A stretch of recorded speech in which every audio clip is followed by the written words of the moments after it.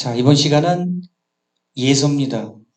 예서를 지금 공부하시는 분들은 아마 사신비, 을령비, 예기비, 또 장천비, 그 다음에 이제 조전비, 또 더 나아가서는 이제 우리 서체죠. 바로 고구려 때 광개토대왕릉 비문이라고 하는 광개토대왕릉. 지금 물론 이제 예술전당에서 지금 그 비에 대한 그 전시를 하고 있는데요. 예서는 한나라 때 이제 최고조에 이제 이르게 됩니다. 그 이제 중국 역사가 이제 하은주 이렇게 이제 이루어지는데요.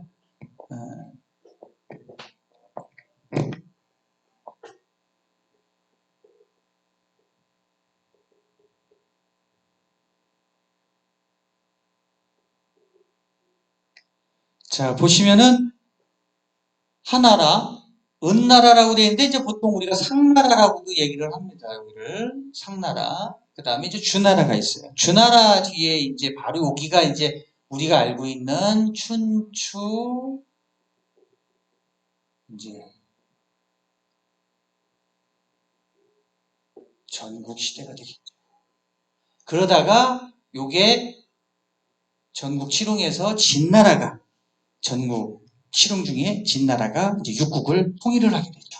바로 진이라고 하는. 그래서 이게 기원전 221년입니다. 그러면서 이제 지금 우리가 많이 쓰고 있는 이 지금 비문들, 다시 말하면 이거 이제 기원전 BC가 아니라 AD 서기입니다. 이제 2세기 때 이제 세워졌던 비문들인데요. 보통 한나라 비문입니다. 여기. 그래서 한예라고도 하죠. 글씨상으로 보면 진나라 때 이제 승상 이사라고 하는 사람이 이제 진시황의 이제 명을 받아서 이제 통일을 시키죠.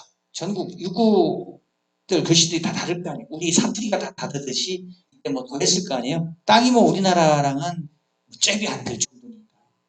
이 통일을 시켜놨는데 문자 통일이 안 돼가지고 문자도 통일을 하게 됩니다. 어마어마한 역사적인 사건이죠. 이때 이제 그 소전이라고 하는 글씨 나옵니다. 그때 이제 우리가 그래서 이 전 거를 이제 대전, 요때를 소전 또는 진나라 때 글씨이기 때문에 진전이라고도 얘기를 합니다. 그래서 요때 우리가 많이 알고 있는 이 전자전이라고 하는 전서가 나오게 되는 거예요. 상형 문자죠. 일반인들이 봤을 때 상형 문자. 물론 이 전 시대에 갑골문이도 여기 있었어요. 한 1600년, 기원전 1600년 전, 그 이전 3000년 전이 나오죠. 그러면서 이제 요때 주나라 때는 또 이제 그 종경 2기 금문이라고 하는 그 시대가 나오게 됩니다. 굉장히 중후하죠. 묵직하고. 그러면서 이때 당시에 글씨들이 이제 오다가 진나라 때 이제 소전이라고 하는 글씨로 이제 정형화가 됩니다. 곡선이 되버리죠. 그러면서 진나라가 근데 얼마 못 가죠. 진시황이 뭐 세상을 다 후령할 것 같고 뭐 평생 뭐 어마어마한 그 천수를 누릴 것처럼 그렇게 했다가 젊은 나이에 이제 죽게 되는데요. 그 일화들이 굉장히 많죠. 수업 중에 많이 얘기 드렸죠, 제가. 이때 당시에 이제 이제 호해라고 하는, 다시 말하면 환관조고와 승상이사가 있었는데, 서해사적으로 보면 승상이사는 참 대단한 사람이죠. 네. 승상이사 하면 우리가 그 변소의 쥐 얘기 제가 드렸었죠. 어느 날 화장실에 갔더니 깜짝 놀라가지고 사람하고 눈이 마주치니까 쥐가, 패샤 마른 쥐가 막 푸드득하면서 도망을 가질 않았나. 거기서 먹을 수 있는 게 뻔하잖아요. 그러다가 또 창구에 이렇게 가보니까 창구에 쥐는 살이 통통하게 쪄있는 녀석이 이놈은 어때요? 도망가지도 않고 편안하게 사람을 쳐다보고 있는 거예요. 환경에 따라서 화장실에 있는 쥐와 변소에서 사는 쥐는 같은 쥐지만 수준이, 생활이, 비주얼이 전혀 달랐던 거죠. 뭐 이제 그런 얘기들도 이제 전해지고요. 어쨌든 이때 당시에 이제 그 전서가 나오면서 이제 진나라가 이제 얼마 못 가죠. 전국 치롱 중에 이제 진이 물론 통일은 하긴 하지만 중국을 최초로 통일한 시기이기도 합니다. 그렇지만은 그러한 어마어마한 사건을 만들어 놓고도 3대인 자영까지 가고서 망해버리죠. 물론 이제 이때 당시에 이제 여기에서 난이 일어나죠. 최초의 이제 농민봉기 사건이 일어나죠. 진승오광이라고 하는 그때 이제 봉기라는 단어가 이제 처음 나오게 됩니다. 벌봉자가 있어요. 그러다가 이제 초나라 황실이었던 바로 황량과 황후 장사가 나오죠. 그래서 후발주자로 이제 동네 이제 좀 무례한 출신이었죠. 사실은요. 한나라를 세운 한고조 유방이 이때 이제 같이 나오면서 항우하고 이제 역사적인 대결을 하게 되죠. 물론 한 번도 못 이기다가 나중에 해야라고 하는 해야 전투에서 한 번 이기고 싸움에서 한 번도 안 졌던 항우는 결국에 마지막 싸움 해야에서 사면초가라고 하는 꼬임에 빠져서 결국에는 오강에서 31살이라고 하는 젊은 나이에 죽게 되죠. 네. 그 시기들이 바로 다 여기입니다. 나라 한나라 요 시기예요. 이때 이제 물론 우리가 좀 알아둬야 될 것 중에 하나가 몽염이라고 하는 그래서 천자문에 보면 연필윤지라는 말이 나와요. 네. 연필윤지 그 천자문과 중간 뒷부분쯤에 중간 부분 넘어가면 있는데 연필윤지는 바로 몽염이 붓을 만들고 태륜이 종이를 만들었다라고 하는 역사적인 사실을 네 글자로 이렇게 표현을 해놨는데 거기에 나오는 이 염이 바로 몽염 장군을 뜻해요. 몽염 장군은 바로 이때 진시황 때 변방을 지켰던 어떻게 보면 변방을 지켰긴 하지만 이때 당시에 좀 쫓겨갔던 거예요. 그 당시에 이제 진시황의 큰아들이었던 부소라고 하는 훌륭한 아들이 있었는데 그 아들도 끌리 가버리죠. 그러다가 나중에 이제 진시황이 죽으면서 순행 도중에 죽으면서 정신을 차려서 부소한테 교지를 남기지만 그 교지가 결국에는 승상이사와 환관 도구에 의해서 바뀌어버리죠. 그러면서 이제 진나라는 사실은 역사의 뒤안길로 가기 시작을 하게 되는 거죠. 그때 이제 승상이사도 연결이 돼요. 개인적으로 서예가인 저로서도 보면 저 전설을 저렇게 독립시키고 잘 쳤던 승상이사라고 하는 사람이 저런 일 때문에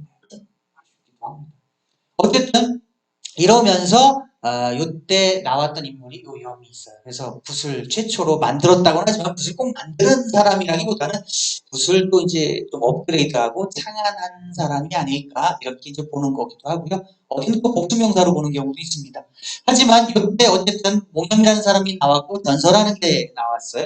그러면서 이때 항우와 유방이 이제 그 천하를 놓고서 공분일척하는 과정 중에 한고조 유방이 이기죠. 그러면서 5강에서 결국에는 기원전 아마 203년인가 4년 그 즈음에 이제 31살로 죽게 됩니다. 그러면서 그 이듬해인 202년에 바로 한나라를 한고조 유방이 그죠? 한고조 유방이 바로 건립을 하게 됩니다. 그래서 유시성을 가진 사람들이 이제 나라를 다스리게 되는 거죠. 자, 이때 한나라 때는 바로 이제 이때 곡선으로 썼던 전설을 요때 이제 직선화 시켜서 이제 썼던. 물론 요때 당시 진나라 때 정막이라고 하는 사람이 수인으로 있다가 결국에는 죄를 져서 다시 본인이 지켰던 그 지금으로 말하는 교도소예요. 교도소 안에 갇힘으로 인해서 그 전에 공부했던 글씨에 대한 그런 열의가 있었기 때문에 그걸 계속 공부를 하게 되죠. 그런 와중에 그게 이제 결국에 진시황의 귀까지 가게 되죠. 그러면서 다시 죄인의 신분에서 다시 어사대부라고 하는 초고속 승진을 하게 됩니다. 진시황이 이제 그때 이제 어사대부 시킨단 말이에요. 그때 이제 그 정막이 이제 노예의 신분이었었잖아요. 그래서 일부에서는 이 예서를 정막이 만드는 글씨체지만 그때 당시에 노예 신분이었기 때문에 노예 예자를 썼다라고 이렇게 얘기를 하는데요. 좀 어거지지 않나 싶습니다. 이 예자는 이제 종예자이기도 하지만 그냥 예서 예자 이 전서라고 하는 전자도 전자전입니다. 전서라고 하는 글씨를 쓸 때 쓰는 한자는 일자 다의어이기 때문에 한나의 뜻만을 가지고 저 글자의 모든 것을 갖다가 해석을 하시면 좀 무리가 있다고 봅니다. 자, 그래서 예서가 이제 이렇게 나오는데 공식 서체가 바로 한나라 때 공식 서체가 돼요. 그래서 이때 이제 글씨를 쓰는데 이 글씨는 전서의 곡선을 예서는 거의 직선화시키고 절을 많이 합니다. 이거는 전필이고 이건 꺾을 절 때 덜필이에요. 전서는 이렇게 굴려 쓰는데 예서는 꺾습니다. 그래서 북이해서랑 어떻게 보면 좀 맛이 좀 일맥상통하는 부분들도 있죠. 이게 물론 글씨마다 좀 다르긴 합니다. 조정비 같은 경우 굉장히 유려하게 써요. 그래서 꼭 강의를 들으시는 분들 참고하실 거는요. 조전비는 처음에 쓰시면 안 됩니다. 제가 강의 중에도 조전비는 거의 안 가르치는 편인데요. 나중에 이제 어느 정도의 선에 오르신 분들, 그런 분들이라면 이제 조전비에 도전을 하셔도 괜찮아요. 차라리 조전비를 쓸 것 같으면 장천비를 도전을 하세요. 장천비는 굉장히 방필로 많이 쓰면서 거친데 처음에는 못생겼어요, 사실은. 근데 자꾸 보다 보면 그렇지 않습니다. 그래서 어떻게 보면 장천비에 도전해 보시는 것도 괜찮지 않을까. 그래서 이 방송을 보시는 분들은 꼭 한번 장천비라는 걸 한번 찾아보셔서 장천비에 대해서 한번 해보시면 어떨까 싶습니다. 우리 회원이라면 그거를 나중에 수업 중에 다시 한번 말씀을 드리도록 하겠습니다. 자, 그래서 이때 예서를 쓰는데 우리가 예서 공부를 할 때 이제 한나 같은 걸 쓰는데요. 가장 먼저 사실을 보면은 이 비문 사신비라는 게 있어요. 저도 지금 수업 중에 사신비를 지금 공부하시는 분들이 더 많을 거예요. 사신비를 띄고 나면은 제가 이제 을령비를 시킵니다. 을령비를 시키고 뭐 이제 예기비도 시키고 이렇게 하는데 사실은 이제 시대적으로 보면 사신비가 제일 나중이에요. 을령비는 바로 후한 한제 때, 그러니까 그 영원년 153년도입니다. 그런데 예기비는 그 뒤 2년 뒤고요. 그 다음에 공주비가 있고 사신비가 있는데 서예하시는 분들은 대부분 예서하면 사신비는 다 써보셨을 거예요. 해서하면 구양순을 다 써보셨을 거고 안진경 써보셨을 거고 장맹용비를 써보셨을 거예요. 이게 다 연결고리가 되어 있습니다. 왜 그러냐면 사신비라고 하는 거는 굉장히 정형화되어 있고 스탠다드예요. 해서로 말하면 당해랑 같습니다. 당나라 때 해서.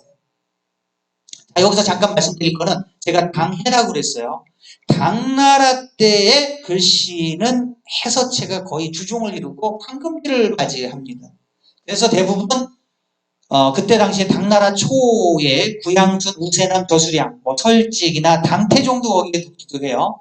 그 다음에 뒤에 이제 뭐 안진경이나 유공권 이런 분들이 이제 나오는데 해서의 거의 극치가 바로 당나라거든요. 그래서 해서하면 당입니다. 그래서 당해라고 그러는 거고 아까 얘기했듯이 글씨를 전설을 가장 어떻게 보면 정립시킨 시기가 바로 진나라 때예요. 승상이사에 의해서 써진 바로 전서 진전.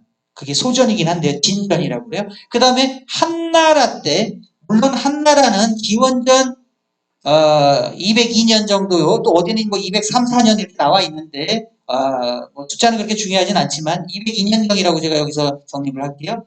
202년에 나와서 중간에 물론 왕망이라고 하는 사람이 신이라고 하는 나라로 다 이게 쪽쪽해버렸죠. 잠깐. 우리로 말하면 고려 때 무신정권난이 왜 일어나서 한 100년 이렇게 쭉 가잖아요. 최씨 무신정권난이 정중부가 난을 일으키고 하면서 나오는 거 아시죠?